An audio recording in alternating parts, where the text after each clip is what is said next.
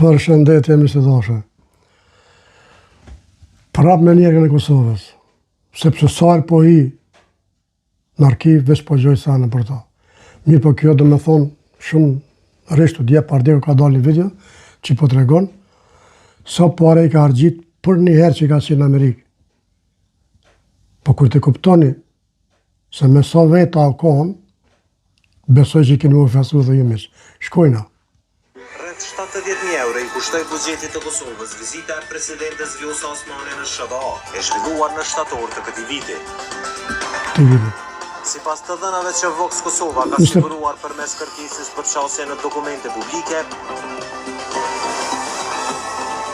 Osmani në SBA ishte vetë 12-ta, së bashku me 11 anëtar të stafit. Miq, vetë e 12-ta. A thue pse mërë Allah?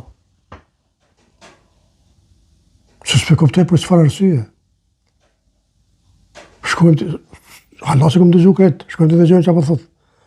Shpenzimet për akomodim arritën në 45.270 euro.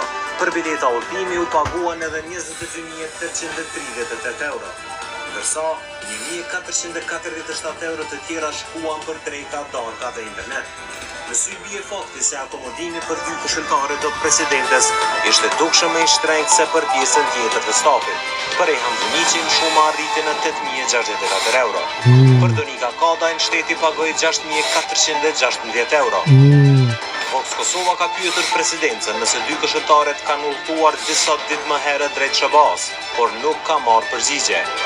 Zyra e presidentes nuk ka kthyer përgjigje as për vetë shpenzimet, ndërsa çastja në dokumente u mundsua vetëm pas ndërhyrjes së agjencisë për informim dhe... A peshemesh, nuk kanë tregu. Derisa agjencisë për informim, jënë hi i kanë ulumtue edhe i kanë gjitha në mundë që kanë pagu. A thua, more, qka do me thonë tash njerë ka Kosovës?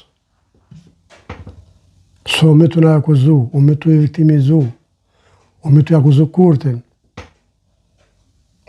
Vet e 12-ta miq. S'po flasë ma shumë sen miq. Dorët juve. Shruni që doni, boni që doni. Miq, ju përshëndes nga zemra.